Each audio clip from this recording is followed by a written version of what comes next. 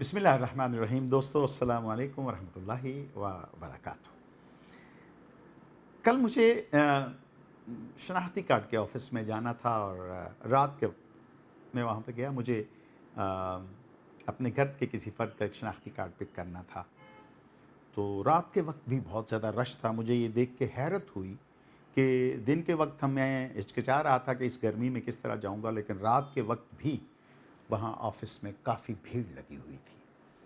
लेकिन मैंने अंदाज़ा ये किया कि ये भीड़ जो है ये कम भी हो सकती है, क्योंकि जो मैंने लोगों को देखा तो एक दोस्त बंदा अपनी शनाख्ती कार्ड के लिए, अपने आईडी कार्ड के लिए आया था। उसके साथ 3, 2 या 4 दोस्त थे जो खुशगपियों के लिए वो साथ लेके आया था।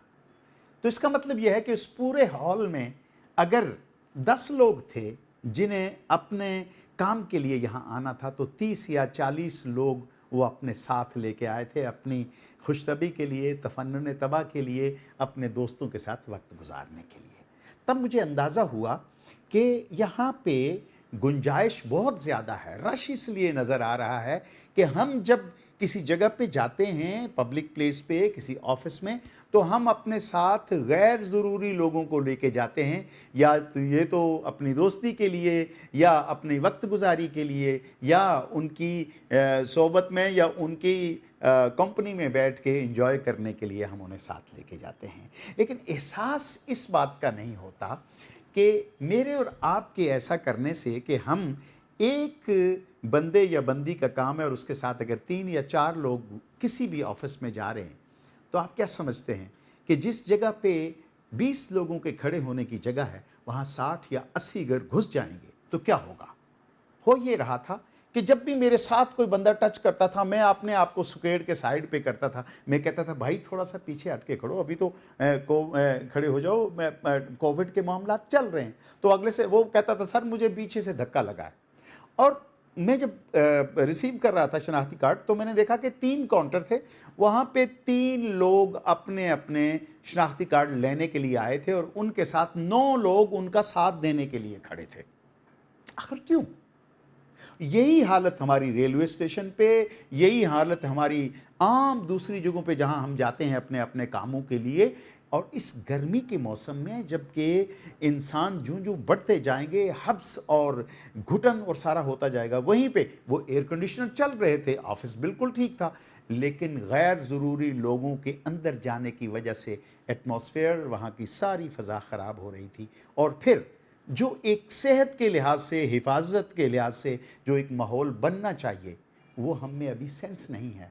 हम लाइन में खड़े होते वक्त कभी डिस्टेंस नहीं रखते। कोरोना से पहले भी मैंने दुनिया के बेशुमार मुल्कों का सफ़र किया है कि लोग एक दूसरे से साथ जुड़ के खड़ा नहीं होते। हमारे यहाँ तो एक बंदे की सांस की जो है ना महसूसात आपके यहाँ पे होगी कि आपके पीछे सांस ले रहा है। देखिए, आप खुद इंसानी ज़िंदगी और अब लोगों में रहते हैं। अगर आप इन चीज़ों का शऊर नहीं पैदा करेंगे, अगर आप अपने आप को दूसरे से थोड़ा सा डिस्टेंस नहीं रखेंगे, अगर आपको बुरा नहीं लग रहा, तो क्या ज़रूरी है कि वो आप उसको भी अच्छा लगे कि आप उसके साथ टच कर रहे हैं या आप उसको धक्का दे के गुजर रहे हैं? ऐसा नहीं होता। और बेशुमार जगहों पे ऐसी बदमज़गियाँ पैदा होती हैं जहाँ औरतों की वजह से या मर्दों की वजह से ये सारी चीज़ें, ये जो मखलूत इज्तिमात हमारे होते हैं, उसमें बुराइयाँ पैदा होती हैं और उससे फिर लड़ाई और मार कुटाई और माशरे में बिगाड़ और बेरहमी पैदा होती है। तो हम जहाँ पे जाते हैं, मेरा कहने का मकसद सिर्फ इतना है कि आजकल जलसों का मौसम है, जुलूसों का मौसम है और हम बड़े जज्बाती लोग हैं। आप जाएं, बच्चों को लेके जाएं। आप जाते हैं, आप अपने टाइम बिल्कुल ठीक करते होंगे, लेकिन खुदारा थोड़ा सा फासला और एक दूसरे की सेहत का और एक दूसरे के आराम का ख्याल ज़रूर रखें कि मेरे खड़ा होने से अगले बंदे को कोई तकलीफ़ तो नहीं पहुंच रही, क्या मैं उसके बदन को टच तो नहीं कर रहा, क्या मेरे हाथ हिलाने से उसके कंधे के ऊपर या उसकी कमर पे मेरा हाथ तो नहीं। ये सारी चीज़ें हैं। एक चीज़। दूसरी चीज़ मैंने ये देखी कि मैं बस में सफ़र कर रहा था और मैंने देखा कि एक शख्स बस के दरमियान वाली सीट पे बैठा हुआ है اور وہ فون کر کے بندوں سے بات کر رہا ہے، اور اس نے سیاست کے اتنے بڑے دعوے اور اتنی بڑی حل بتا دیے کہ میں سمجھتا تھا یہ اپنے وقت کا افلاطون ہوگا جو اتنی کمال کی باتیں کر رہا ہے۔ اور وہ ٹیلی فون پہ تو اگلا بندہ جب تھک جاتا تھا تو وہ کہتا تھا فلاں بیٹھا ہوا اس کے دے دو۔ اب آپ یقین کریں کہ 1 گھنٹہ اس نے 5 لوگوں سے باری باری بات کی، اور پوری بس کے لوگ اس کی طرف دیکھ رہے تھے۔ میں نے بالآخر پیچھے مڑ کے دیکھا اور میں نے اس کو کہا، ہاتھ سے اشارہ کیا، تھوڑا سا ہنستا، مجھے بتائیں آپ کا فون پرسنل میٹر ہے، اس پہ بات کرنے کے لیے کیا لاؤڈ سپیکر کی ضرورت ہے؟ نہیں، آپ کے احساس کے ایک اچھا اور مروت اور محبت اور وہ ساری چیزیں اپنی جگہ، دوسروں کو کے ساتھ خوش طبعی اور رابطہ اپنی جگہ، آپ کے اندر ایک یہ بھی احساس ہونا چاہیے آپ کے ادھر آگے پیچھے مسافر بیٹھے ہیں، کسی نے آنکھ بند کی ہے، کوئی سستا رہا ہے، کوئی سارے دن کا تھکا ہوا ہے، لیکن احساس نہیں ہوتا۔ دیکھیں میں آپ کو یہ بات بتاؤں، میرا کام اور میرا جو منصب ہے یہاں پہ وہ بھاشن دینا نہیں ہے، ایک یاد کروا رہا ہوں، ان صفوں کے اوپر سے مٹی ہٹا رہا ہوں جو ہماری سوسائٹی، ہماری تہذیب کا حصہ ہیں، لیکن ان کے اوپر گرد جم چکی ہے بے احساس ہونے کی، بے مروت ہونے کی اور خود غرض ہونے کی۔